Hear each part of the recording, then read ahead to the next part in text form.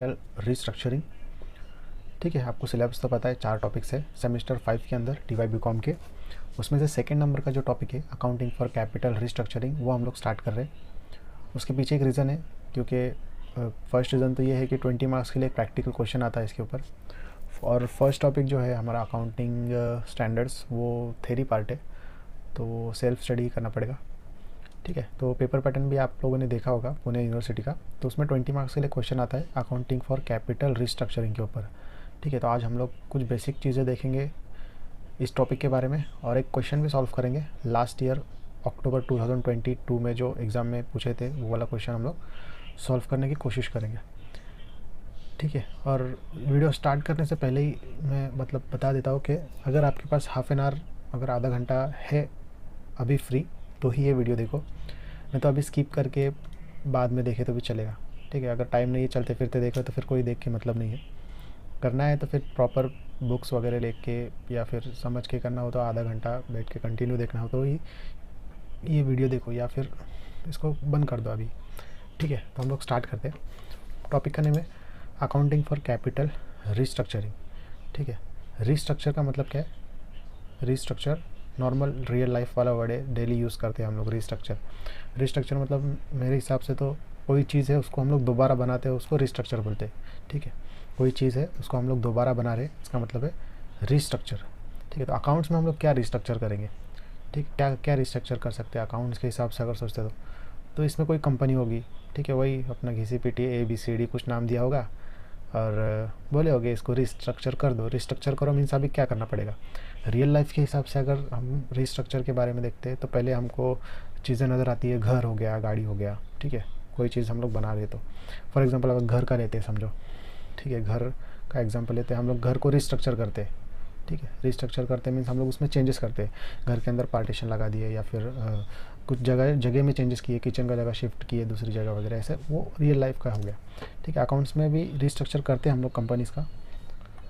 तो अगर देखा जाए थेरी पार्ट के हिसाब से तो रिस्ट्रक्चर के 2 टाइप है अकाउंट्स में, वो दोनों टाइप्स भी देखते हैं। मैं यहाँ पे लिखता हूँ दोनों टाइप्स। फर्स्ट जो टाइप है रिस्ट्रक्चर का, उसको मैं नाम दे रहा हूँ इंटरनल। ठीक है, और फर्स्ट टाइप देखने के बाद आपको सेकेंड टाइप भी ऑटोमेटिक समझ गया होगा, इंटरनल सेकेंड टाइप होगा। ठीक है, आवाज़ आ गया है यहाँ तक। Second type external. First is internal reconstruction, second is external reconstruction. ऐसे 2 टाइप है कैपिटल रिस्ट्रक्चरिंग के अकाउंट्स के अंदर। तो आप अगर अपना सिलेबस देखेंगे सेमेस्टर 5 का, तो टॉपिक का नेम है अकाउंटिंग फॉर कैपिटल रिस्ट्रक्चरिंग और ब्रैकेट में दिया है इंटरनल रिकन्स्ट्रक्शन। ठीक है, अगर किसी ने सिलेबस देखा होगा टेक्स्ट बुक तो आपने देखा होगा कि ब्रैकेट में इंटरनल रिकन्स्ट्रक्शन ऐसे साफ साफ लिखा हुआ है। इसका मतलब ये है कि एक्सटर्नल रिकन्स्ट्रक्शन जो है ये फ़िलहाल तुम्हारे सेमेस्टर का पार्ट नहीं है, ये सिलेबस का पार्ट नहीं है, 5th सेमेस्टर का पार्ट नहीं है। लेकिन हो सकता है कि आने वाले नेक्स्ट जो सेमेस्टर रहेगा, final semester, semester number 6 final semester, उसके अंदर एक्सटर्नल रिकन्स्ट्रक्शन देखने मिल जाएगा। ठीक है, अभी फ़िलहाल सेमेस्टर नंबर 5 के अंदर ओनली इंटरनल रिकन्स्ट्रक्शन की ही बात करेंगे हम लोग। एक्सटर्नल रिकन्स्ट्रक्शन को हम लोग देखेंगे भी नहीं, तो इसका मतलब ऐसा नहीं कि उसको स्किप ही करना है पूरा, मतलब उसका मतलब भी समझते हैं एक्चुअली में क्या होगा दोनों में। ठीक है, इंटरनल रिकन्स्ट्रक्शन देखते हैं। पहले तो हमने रियल लाइफ के एग्जांपल लिया था घर का, घर के अंदर हमने कुछ चेंजेस किया, इंटरनली पार्टीशन लगा दिया वगैरह, तो ये हो गया इंटरनल रिकन्स्ट्रक्शन। ठीक है, अगर समझो मैंने घर ही चेंज कर दिया, ओल्ड घर जो है मेरा उसको बेच दिया, नया घर ले लिया, तो वो हो जाएगा एक्सटर्नल।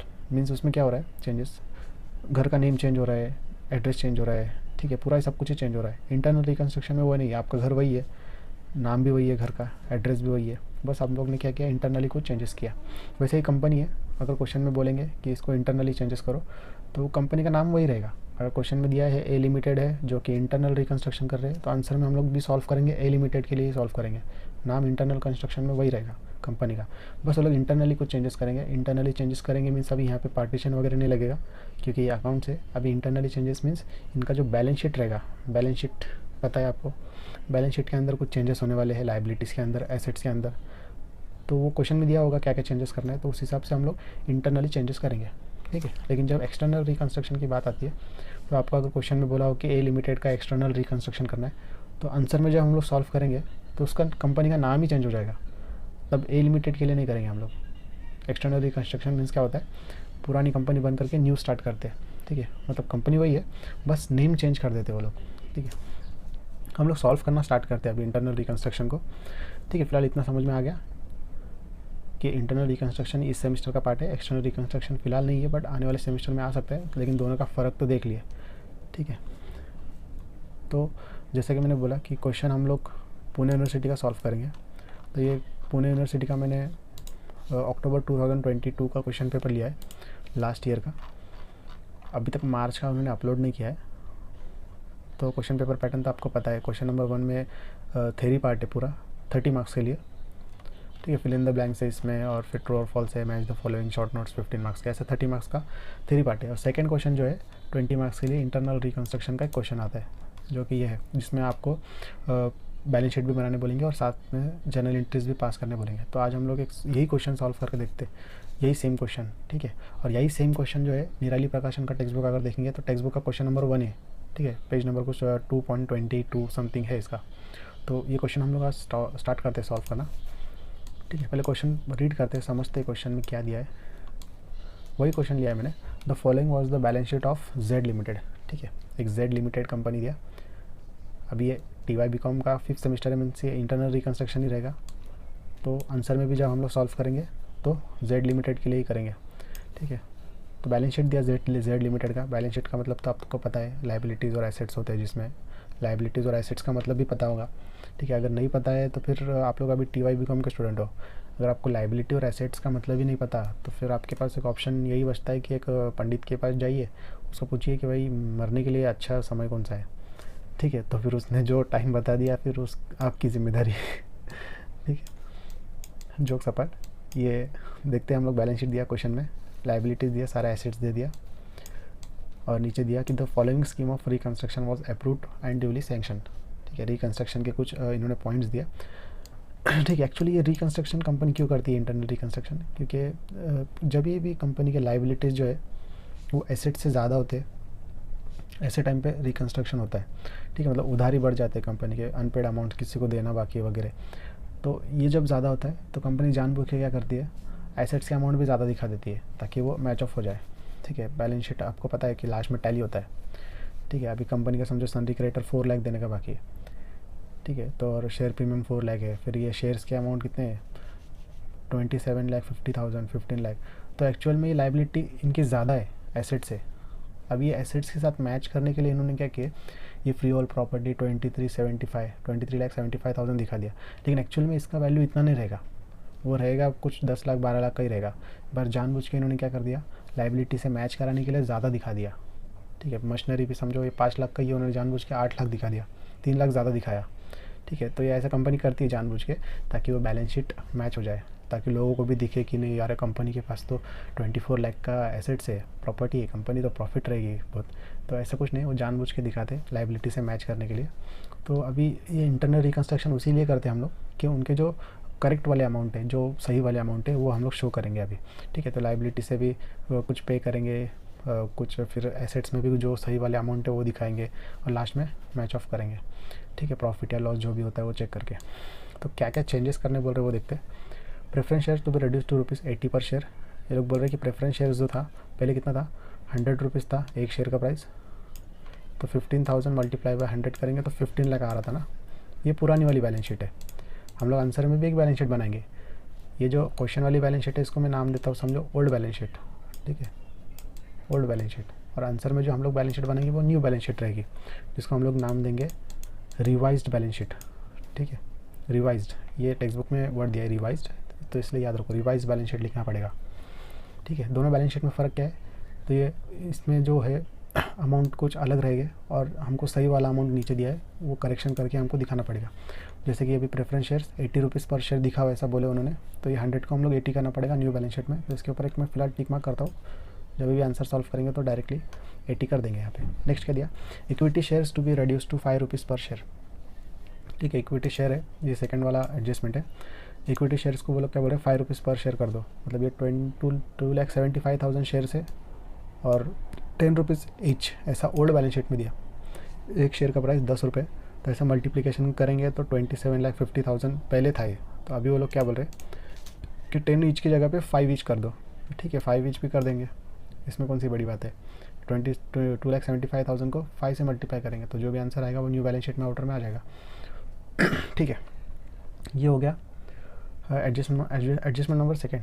ठीक है, अभी किसी किसी के मन में एक क्वेश्चन आता रहेगा कि ये 100 का हमने 80 रुपीज़ दिखा दिया न्यू बैलेंस शीट में, 10 रुपीज़ में से 5 रुपीज़ दिखा दिया न्यू बैलेंस शीट में, तो बचा हुआ जो अमाउंट है वो कहाँ पे जाएगा। ठीक है, ये भी क्वेश्चन जो लोग स्टडी करते हैं रेगुलरली, जिनको पता है उनके मन में ही आया रहेगा क्वेश्चन ये। ठीक है, तो 100 रुपीज़ का मैंने क्या किया, 80 रुपीज़ जिन्होंने बोले न्यू बैलेंस शीट में दिखा दो तो न्यू बैलेंस शीट में दिखा दिया, बाकी बचे 20 रुपीज़, तो उसका क्या करेंगे। तो उसके लिए भी एक अलग से एक अकाउंट बनता है, एक अलग से बॉक्स बनाएंगे, वो अकाउंट को नाम हम लोग देंगे कैपिटल रिडक्शन अकाउंट। ठीक है, कंपलसरी बनाना ही पड़ेगा ये बॉक्स। ओल्ड बैलेंस शीट के अंदर जितने भी चेंजेस हो रहे हैं, जितने भी प्लस माइनस हो रहा है, सारा कुछ हम लोग दिखाएंगे कैपिटल रिडक्शन अकाउंट में। ठीक है, अब वो डेबिट में दिखाएंगे या क्रेडिट में दिखाएंगे वो भी अभी सॉल्व करते करते डिस्कस करते हैं। ठीक है, 100 में से 80 रुपीज़ न्यू बैलेंस शीट में, बाकी बचा हुआ 20 कैपिटल रिडक्शन अकाउंट। वैसे ही सेम इक्विटी शेयर्स 10 में से वो लोग ने क्या बोला कि 5 रुपीज़ दिखा दो न्यू बैलेंस शीट में, तो 10 में से 5 रुपीज़ दिखाएंगे न्यू बैलेंस शीट में, बाकी बचा हुआ 5 रुपये कैपिटल रिडक्शन अकाउंट में। ठीक है, आगे बोला उन्होंने right of all intangible assets and share premium account. Okay, तो शेयर प्रीमियम अकाउंट के ऊपर एक टिक मार्क कर देता हूँ मैं। राइट ऑफ मतलब आपको पता है पूरा ज़ीरो करना पड़ता है इसको। एंड ऑल इनटेंजिबल एसेट्स, तो इनटेंजिबल एसेट्स तो आपको पता है 4 रहते हैं, गुडविल, पेटेंट, ट्रेडमार्क और कॉपीराइट। ठीक है, उसमें से गुडविल दिया है यहाँ पे, तो गुडविल पे एक टिक मार्क करता हूँ, इसको भी राइट ऑफ करना है, मतलब ज़ीरो कर देना, पूरा माइनस करना है, मतलब न्यू बैलेंस शीट में दिखाना ही नहीं है इसको। ठीक है, शेयर प्रीमियम को भी पूरा माइनस करना है, 4 लाख में से 4 लाख पूरा माइनस कर दिए तो न्यू बैलेंस शीट में नहीं आएगा। लेकिन जो भी चेंजेस कर रहे हैं, जो भी प्लस माइनस कर रहे हैं, वो सारा किधर जा रहा है, कैपिटल रिडक्शन अकाउंट में, तो वहाँ पर दिखाना पड़ेगा। ओके, ये एक पॉइंट हो गया। अभी एक पॉइंट इसमें ऐसा है, वो याद रखने जैसा है, इंटरनल रिकंस्ट्रक्शन के क्वेश्चन में गुडविल और फिटिशियस एसेट्स का मतलब जो भी फालतू का खर्चा है, प्रीलिमिनरी एक्सपेंसेस या फिर profit and loss, advertisement expenses, ऐसे जितने भी फालतू वाले खर्चे, अगर क्वेश्चन में ना भी बोला हो तो भी उनको ऑटोमेटिकली हम लोग राइट ऑफ करते हैं। ठीक है, एक कंपलसरी पॉइंट है। अगर क्वेश्चन में अगर गुडविल के बारे में ना भी बोला होता तो भी मैंने राइट ऑफ कर दिया होता इसे। ठीक है, नेक्स्ट क्वेश्चन से याद रखो कि अगर ये एक नीचे एडजस्टमेंट में ना भी दिया हो गुडविल के बारे में, और बाकी जो फालतू वाले खर्चे, एडवर्टाइजमेंट एक्सपेंसेस होगा या फिर प्रीलिमिनरी एक्सपेंसेस होगा, प्रॉफिट एंड लॉस होगा। ठीक है, मतलब ये लॉस तो माइनस ही करना पड़ता है। तो अभी ये क्वेश्चन में प्रीलिमिनरी एक्सपेंसेस भी है, प्रॉफिट एंड लॉस भी है, तो ये कंपलसरी आपको माइनस करना ही पड़ता है, राइट ऑफ करना ही पड़ता है। ठीक है, अभी ये क्वेश्चन में नहीं दिया यहाँ पे, बट फिर भी हम लोग करेंगे, और हर क्वेश्चन में करेंगे ही करेंगे। गुडविल का यहाँ पे बोला था, बट अगर ना भी बोला होता तो भी मैंने गुडविल को भी राइट ऑफ कर दिया होता। ठीक है, लास्ट एडजस्टमेंट है freehold property to be written down to 18,50,000। ठीक है, जैसा कि पहले डिस्कस किया, एसेट्स का वैल्यू उन्होंने ज़्यादा दिखाए थे, तो फ्री होल्ड प्रॉपर्टी के ऊपर एक टिक मार्क करता हूँ मैं। फ्री होल्ड प्रॉपर्टी यहाँ पे दिख रहा है 23,75,000, लेकिन एडजस्टमेंट में वो लोग बोल रहे हैं कि फ्री होल्ड प्रॉपर्टी 18,50,000 का ही है, रिटर्न डाउन मतलब यहाँ तक कम करो इसको, क्योंकि इसका रियल वैल्यू इतना ही है। ठीक है, तो वो भी कम कर देंगे, माइनस कर देंगे उसमें से, यहाँ तक कम करना है, इतना कम नहीं करना है। रिटर्न डाउन बाय बोले रहते तो इतने से कम किए रहते, टू और बाय में फ़र्क है। रिटर्न डाउन टू 80,50,000, वहाँ तक कम करो। रिटर्न डाउन बाय रुपीज़ 18,50,000 बोले थे, तो बाय वर्ड आया था तो पूरे 18,50,000 से कम कर दिए थे। स्टार्टिंग में भी रिड्यूस टू 80, रिड्यूस टू मतलब 80 रुपये तक कम करो, मतलब 20 रुपये से कम करो। 100 था, 20 रुपये से कम किया हमने। रिड्यूस बाय 80 बोले तो 100 में से पूरा 80 माइनस करके 20 हम लोग ने बैलेंस शीट में दिखाए होते हैं न्यू वाले। ठीक है, ये टू और बाय का फ़र्क थोड़ा सा गौर से समझ जाओ। हो गया, ठीक है, सारे टिक मार्क हो गया, एडजस्टमेंट भी रीड कर लिया। आगे उन्होंने बोला give necessary journal entries to record the about transaction in the books of Z limited, also prepare revised balance sheet. देखो वर्ड आ गया यहाँ पे, revised balance sheet after the scheme of reconstruction as on 31 March 21। तो मैंने already यहाँ पे prepare किया है balance sheet revised as on 31 March 21। अभी यहाँ पे मेरे से एक नाम लिखने का रह गया ऊपर, इन द बुक्स ऑफ, पहले ऊपर लिख दो इन the books of Z limited. ठीक है, बैलेंस शीट के ऊपर, उसके बाद ही लिखो ये balance sheet revised on 31 March 21 as on 31 March 21। ठीक है, लाइबिलिटीज़ एसेट्स कॉलम तो आपको याद है। ठीक है, नहीं याद है बैलेंस शीट की कॉलम, तो वही अपना पंडित वाला ऑप्शन। नेक्स्ट मैंने कैपिटल रिडक्शन अकाउंट भी बनाया एक्स्ट्रा। क्यों बनाया है आपको ही पता है, जितना भी कम ज़्यादा होगा ओल्ड बैलेंस शीट से वो सारा हम लोग कैपिटल रिडक्शन में दिखाएंगे। अब यहाँ पे डेबिट और क्रेडिट है, तो डेबिट में क्या क्या चीज़ें आएंगी, क्रेडिट में क्या क्या चीज़ें आएंगी, वो डिस्कस करते हैं। ठीक है, लाइबिलिटीज़ और एसेट्स का मतलब आपको पता है। एसेट्स का मतलब प्रॉपर्टीज़, कंपनी के जितने भी property, building, furniture, machinery property वगैरह, freehold property, plant and machinery, ये सारा प्रॉपर्टीज़ है कंपनी का। ठीक है, एसेट्स है।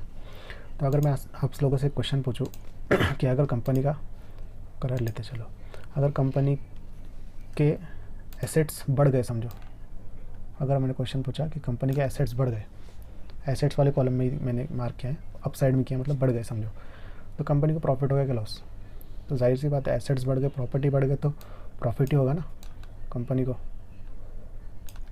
करेक्ट है ना? आपके पास भी अगर आपकी प्रॉपर्टी बढ़ गई, आपके पास एक घर है, 2 घर हो गए, तो आपके प्रॉफिट ही है ना आपका तो। ठीक है, उसके बाद समझो मैंने आपसे क्वेश्चन पूछा कि एसेट्स कम हो गए, कंपनी के जो एसेट्स है वो कम हो गए, तो क्या होता है? लॉस होता है। करेक्ट? आपसे ही मैंने आपको पूछा, आपकी प्रॉपर्टी कम हो गई, आपके पास पहले 2-2 3-3 गाड़ियाँ थे, अभी 2 गए, चले गए, एक ही बची, तो आपका लॉस ही है वो। ठीक है, तो एसेट्स बढ़ गए तो प्रॉफिट होता है, एसेट्स कम हो गए तो लॉस होता है, ये इतना चीज़ याद रखना है। उसके बाद अभी समझो कंपनी के लाइबिलिटीज़ है। लाइबिलिटीज़ का मतलब अनपेड अमाउंट, जो कंपनी को किसी को देना बाकी है, बैंक से लोन लिया था, लोन देने का बाकी है, क्रेडिटर्स को देने बाकी, क्रेडिटर्स मतलब जो सेलर्स है, जो कंपनी ने जिनसे कुछ खरीदा होगा उनको पैसे देने का बाकी है वगैरह। ठीक है, अगर मैंने पूछा समझो कंपनी के लाइबिलिटीज़ बढ़ गए, लाइबिलिटीज़ मतलब अनपेड अमाउंट बढ़ गए, जिसको देना बाकी है वो बढ़ गया, पहले 5,000 देना था, अभी 10,000 देना है, तो इस केस में कंपनी का लॉस होगा। ठीक है, और अगर मैंने पूछा समझो कि कंपनी के लाइबिलिटीज़ कम हो गए, तो इस केस में क्या होगा? कंपनी का प्रॉफिट होगा। आप लोग समझ के वो हिसाब से करो, या फिर डायरेक्ट लॉजिक लगा लो, आप रट्टा मार के याद कर लो, पर ये 4 चीज़ों को याद करना है। एसेट्स बढ़ गया प्रॉफिट, एसेट्स कम हो गया लॉस, लाइबिलिटी बढ़ गया लॉस, लाइबिलिटी कम हो गया प्रॉफिट। ठीक है, अब इन सब से क्या लेना देना है क्वेश्चन का? तो जो ये कैपिटल रिडक्शन अकाउंट मैंने बनाया है, तो ये नॉमिनल अकाउंट है। नॉमिनल अकाउंट्स के 3 रूल तो पता है आपको, personal, real, nominal. Nominal account का एक रूल था, golden rule, debit all expenses and losses, credit all income and gains. अगर नहीं पता है तो वही पंडित वाला ऑप्शन। ठीक है, तो debit all expenses and losses, credit all income and gains. तो मैं यहाँ पे डेबिट में लॉस लिखता हूँ, debit all expenses and losses, credit all income and gains. तो क्रेडिट में इधर पी लिखता हूँ, पी फॉर प्रॉफिट। जानबूझ के मैं कलर चेंज कर रहा हूँ ताकि आपको समझ में आए।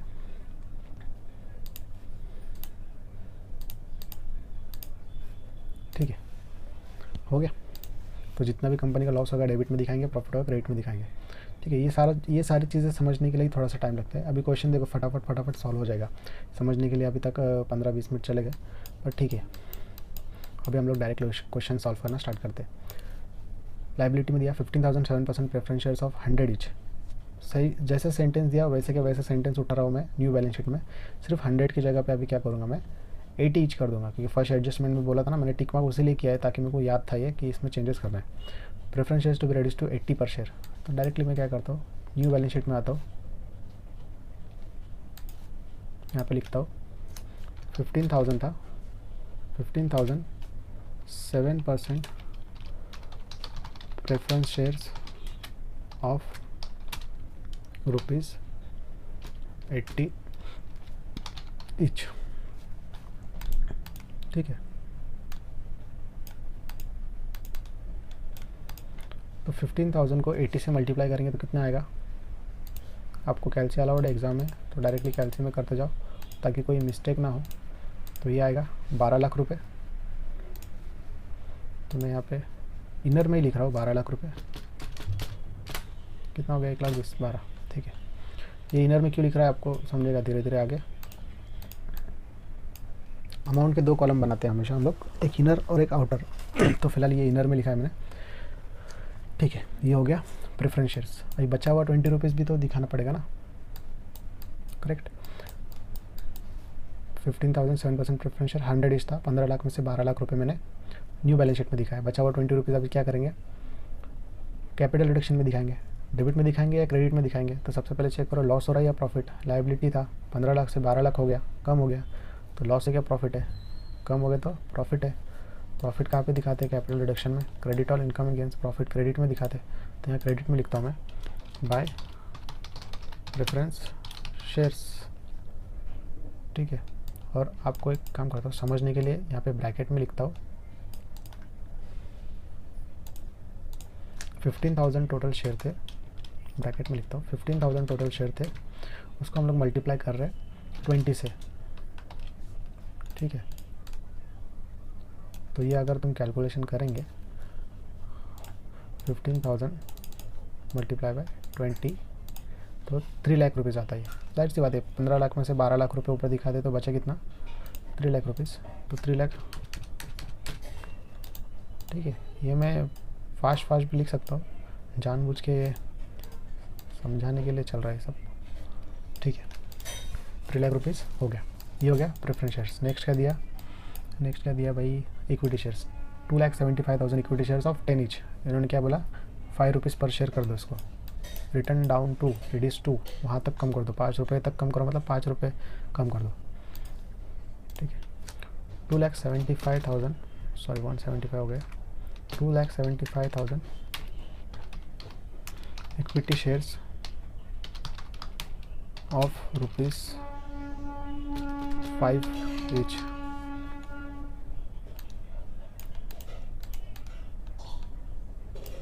ठीक है। 2,75,000 ऑफ ₹5 ईच, मल्टीप्लाई करके देखते कितना आएगा, 2,75,000 मल्टीप्लाई बाय 5, तो ये आ रहा है 13,75,000, 13,75,000। तो इसको भी लिख देता हूँ मैं 13,75,000, ठीक है। और बाकी 5 रुपये कहाँ पे दिखाएंगे, कैपिटल रिडक्शन अकाउंट में, करेक्ट। आधा अमाउंट न्यू बैलेंस शीट में गया 5 रुपये, आधा अमाउंट किया जाएगा, आधा कैपिटल रिडक्शन अकाउंट में। तो यहाँ पे भी क्रेडिट में लिख देता हूँ फटाक से, कैलकुलेशन तो वही है, तो अमाउंट भी इतना ही आएगा, तो डायरेक्टली लिख देता हूँ बाय इक्विटी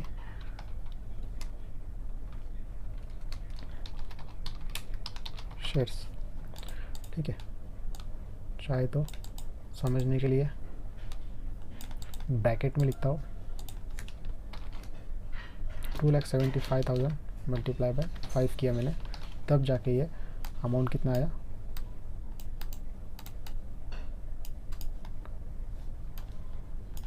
13,75,000।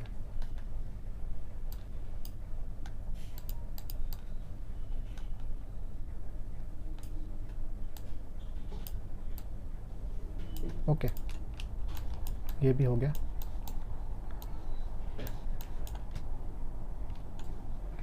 ठीक है, इक्विटी शेयर हो गया। नेक्स्ट क्या दिया, शेयर प्रीमियम अकाउंट 4 लाख है, और इन्होंने क्या बोला है, right of intangible assets and share premium account. अब यहाँ पे अमाउंट मेंशन नहीं किया, 1 लाख करना है या 2 लाख करना है, 3 लाख करना है।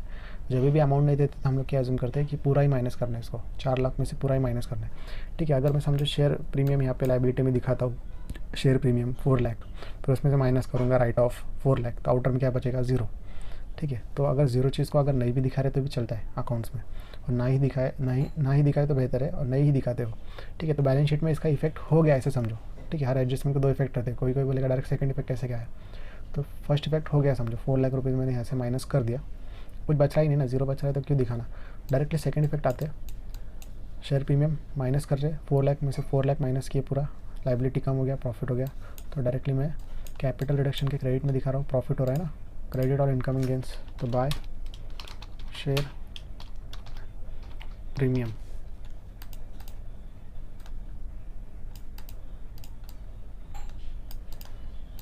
अमाउंट लिखता हूँ 4 लाख,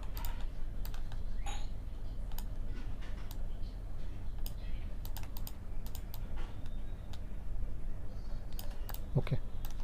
शेयर प्रीमियम भी डन। उसके बाद दिया Sunday creditor 4 lakh, Sunday creditors के ऊपर टिक मार्क नहीं है और कुछ एडजस्टमेंट भी नहीं बोला, तो इसके ऊपर कोई ऐसा पॉइंट भी नहीं है कि इसको माइनस करना पड़ता है वगैरह, ऐसा कुछ नहीं, वो सिर्फ गुडविल के बारे में था और फालतू चीज़ें जो था उसके बारे में। तो सन्डे क्रेडिटर ऐसे कैसे लिखता हूँ मैं न्यू बैलेंस शीट में, न्यू बैलेंस शीट बोलने से अच्छा रिवाइज्ड बैलेंस शीट में, ठीक है। सन्डे क्रेडिटर का अमाउंट है 4 लाख रुपीज़,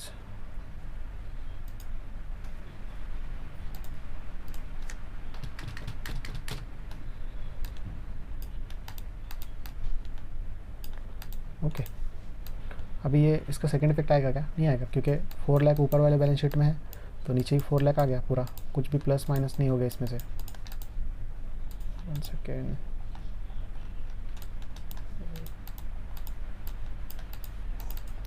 ब्लू क्यों हो गया यार?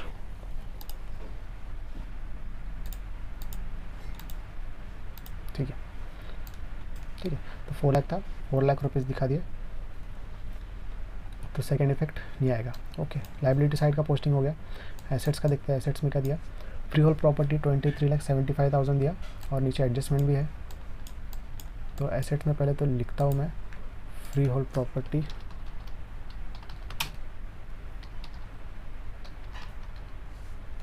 तो ओरिजिनल अमाउंट इसका कितना है फ्री होल्ड प्रॉपर्टी का? 23,75,000 है। तो अमाउंट में इनर में लिख रहा हूँ 2375, क्योंकि इसके ऊपर एक एडजस्टमेंट है, और एडजस्टमेंट क्या बोल रहा है कि इसको कम करो। कहाँ तक कम करो बोल रहे हो? तो इधर दिया freehold property written down to, मतलब वहाँ तक 18,50,000 तक कम करना है। ठीक है, तो 18,50,000 जो अमाउंट है ये डायरेक्ट मैं आउटर में लिख रहा हूँ, क्योंकि यहाँ तक कम करना है ना। तो 23,75,000 में से कितना अमाउंट मुझे माइनस करना पड़ेगा, तब जाके 18,50,000 आएगा। ठीक, कॉलम थोड़ा सा छोटा हो गया। ओके, हाँ, तो क्वेश्चन मेरा था 23,75,000 में से कितना अमाउंट माइनस करना पड़ेगा, तब जाके वो 18,50,000 आ जाएगा। तब तक कैलसी करो, मैं यहाँ पे लिख देता हूँ लेस रिड्यूस्ड।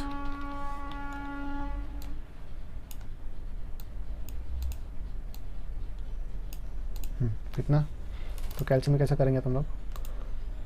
23,75,000 माइनस 18,50,000, तो ये आ रहा है 5,25,000। तो आप लोग जब 5,25,000 यहाँ से माइनस करेंगे, तब जाके वो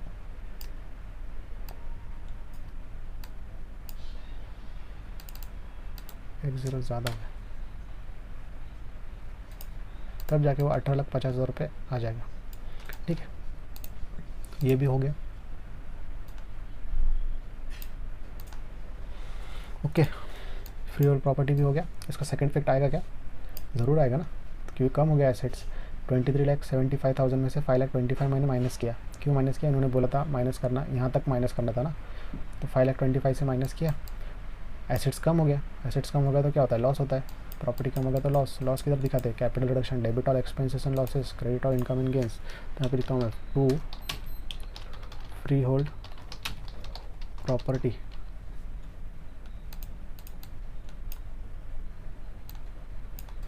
ठीक है, तो कितने से मैंने माइनस किया वो अमाउंट दिखाता हूँ यहाँ पे। 5,25,000 का मेरा लॉस हो गया।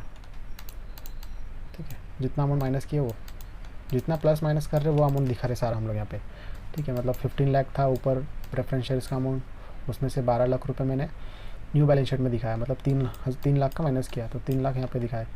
फिर नेक्स्ट इक्विटी शेयर्स 27,50,000 था, तो उसमें से 13,75 ऊपर दिखा दिए, तो बचा हुआ 1375 यहाँ पे आ गया।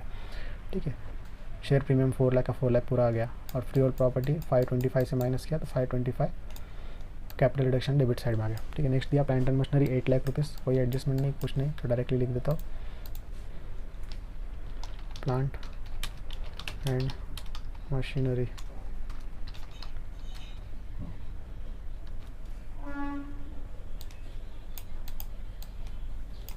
कितना अमाउंट है इसका? 8 लाख रुपीज़ है, तो यहाँ पे लिखता हूँ मैं 8 लाख। डायरेक्ट आउटर में दिखा दिया, क्योंकि इसमें से कुछ प्लस माइनस करने तो नहीं बोला इन्होंने, और इसके ऊपर कोई ऐसा एडजस्टमेंट है भी नहीं, प्लस माइनस करने जैसा कुछ पॉइंट है भी नहीं। ठीक है, नेक्स्ट इन्होंने बोला गुडविल। गुडविल के ऊपर कंपलसरी इसको राइट ऑफ करना पड़ता है, पूरा माइनस करना पड़ता है। अभी सेम समझो, मैंने एसेट्स में लिखा गुडविल 30 माइनस किया तो आउटर में 0 बचेगा, तो नहीं दिखाए तो भी चलेगा। तो डायरेक्टली मैं सेकंड इफेक्ट दिखाता हूँ। 3 लाख रुपीज़ है, गुडविल माइनस कर रहे हैं एसेट्स में से। एसेट्स में से जो भी माइनस किया या कम हो गया एसेट तो लॉस होता है, डेबिट और एक्सपेंसेस एंड लॉसेस। तो डेबिट में दिखाता हूँ मैं यहाँ पे 2 गुडविल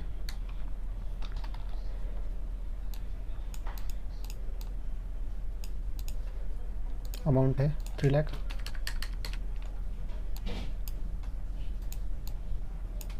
ओके, फर्स्ट इफेक्ट यहाँ पे आ गया, समझ जाओ, क्योंकि गुडविल लिख के 3 लाख लिख के माइनस करेंगे तो फिर से वो आउटर में ज़ीरो ही आ रहा है, इसलिए नहीं दिखा रहे। ठीक है, गुडविल हो गया। उसके बाद है स्टॉक है, इसके ऊपर कोई एडजस्टमेंट नहीं है। डेटर्स है, इसके ऊपर भी कोई एडजस्टमेंट नहीं है, तो दोनों भी मैं एसेट्स में वैसे के वैसे लिखता हूँ, स्टॉक एंड डेटर। तो स्टॉक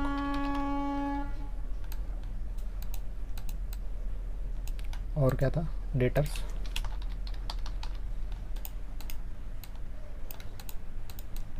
ठीक है, अमाउंट देखते हैं दोनों के। स्टॉक का अमाउंट कितना है, स्टॉक का अमाउंट है 3,50,000।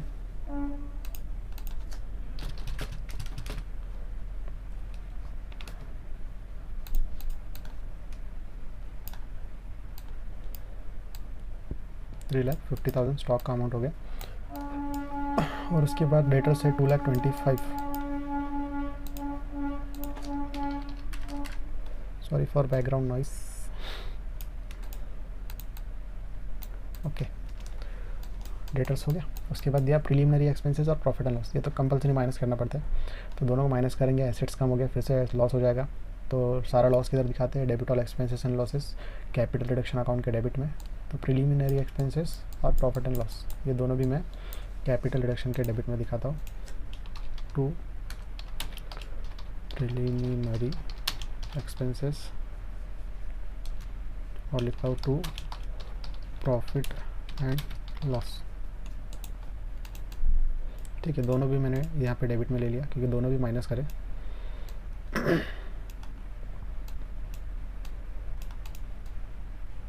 ओके, दोनों का अमाउंट कितना कितना है, तो एक का है 2,50,000 और एक का 7,50,000। 250, 750। ओके,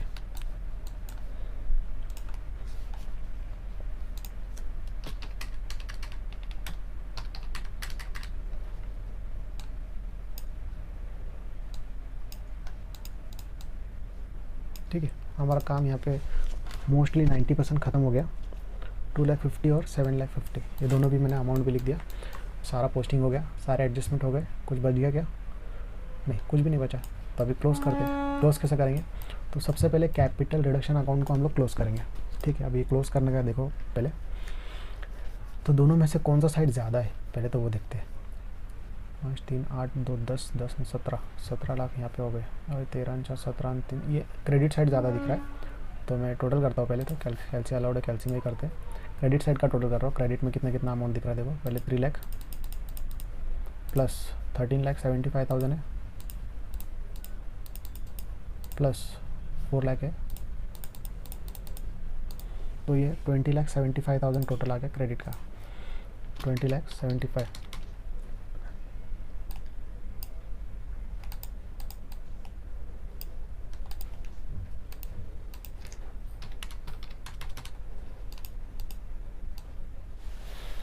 ठीक है, तो क्रेडिट का टोटल किए 20,75,000 आ गया। सेम टोटल डेबिट में लिखा मैंने 20,75,000, लेकिन अगर देखेंगे तो 20,75,000 डेबिट का टोटल है नहीं, डेबिट का टोटल कम है। ठीक है, यहाँ पे कम अमाउंट दिख रहा है ना, 20,75,000 यहाँ पे है नहीं, तो कम है। तो कितना कम है वो कैसे पता चलेगा, तो 20,75,000 में से ये सारा टोटल माइनस कर दो ऊपर वाला। ठीक है, तो हम लोग करते हैं, कैलसी में करते हैं।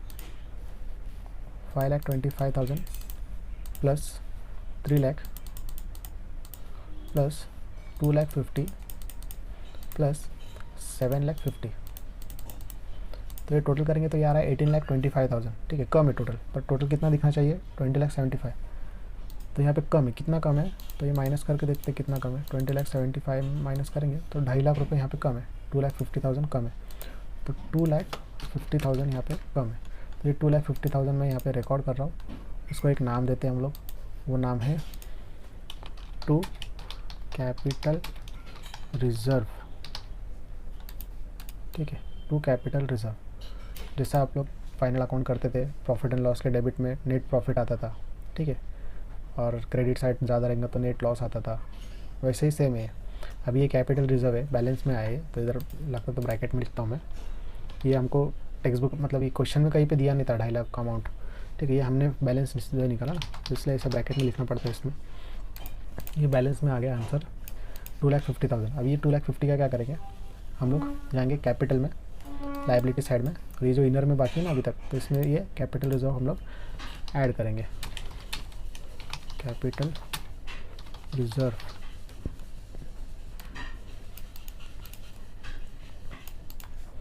ठीक है। कितना अमाउंट आया था मेरा? 2,50,000।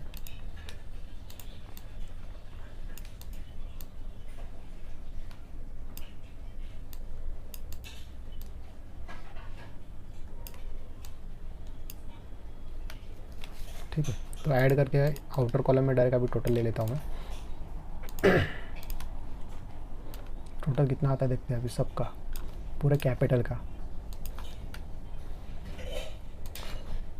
तो टोटल मेरा प्रेफरेंस शेयर्स था 12 लाख रुपए प्लस 13,75,000 इक्विटी शेयर का टोटल था, और प्लस अभी ये 2.5 लाख रुपए बैलेंस आया था कैपिटल रिजर्व। तो ये आ रहा है 28,25,000, 28,25 ना, 28,25।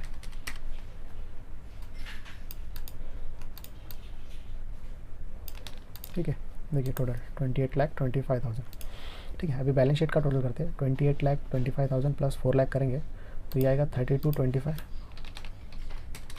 बराबर ना, 28,432 और ऊपर के 25,000, 32,25,000 ये आ गया। लायबिलिटी साइड का टोटल एसेट्स का देखते हैं। ठीक है, कैलसी नहीं करते, पहले 18,50,000 plus 8 lakh plus 3,50,000 plus 2,25,000, 32,25 perfect. ठीक है,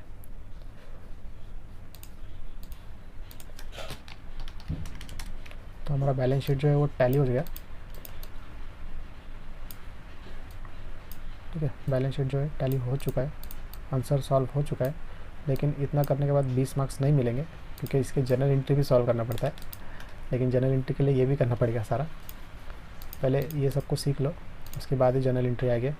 अभी जनरल एंट्री जो है हम लोग नेक्स्ट क्वेश्चन में करें, नेक्स्ट वीडियो में करेंगे, क्योंकि ऑलरेडी बहुत टाइम हो गया वीडियो बनाते बनाते, और फर्स्ट क्वेश्चन था इसलिए इतना टाइम लगा। नहीं तो फिर अगर ऐसे बैठेंगे सॉल्व करने, अगर नॉलेज है या फिर कॉन्सेप्ट्स क्लियर है तो ये 10-15 मिनट में सॉल्व हो जाता है ऐसे ही। ठीक है, बैलेंस शीट तो टैली हो गया। अभी एक क्वेश्चन और किसी के मन में आता होगा। अभी जैसे कि क्रेडिट साइड जाता था तो डेबिट में बैलेंस आ गया ये 2,50,000। तो कभी कभी क्या हो सकता है कि डेबिट भी ज़्यादा आ सकता है, डेबिट ज़्यादा आया तो क्रेडिट साइड में बैलेंस आएगा। ठीक है, फिर उसको हम लोग माइनस करेंगे कैपिटल में से, लेकिन उसको नाम क्या देंगे? ठीक है, तो उसको एक नाम है, वो नाम आपके ऊपर छोड़ता हूँ मैं, कमेंट सेक्शन में पिन करो अगर याद है तो। ठीक है, अगर टेक्स्ट बुक में देखो किसी की भी हेल्प लो, लेकिन वो क्रेडिट, अभी डेबिट में कैसे कैपिटल रिजर्व मैंने नाम दिया, जैसे क्रेडिट में भी कुछ नाम देना पड़ेगा, तो उसको भी एक नाम है।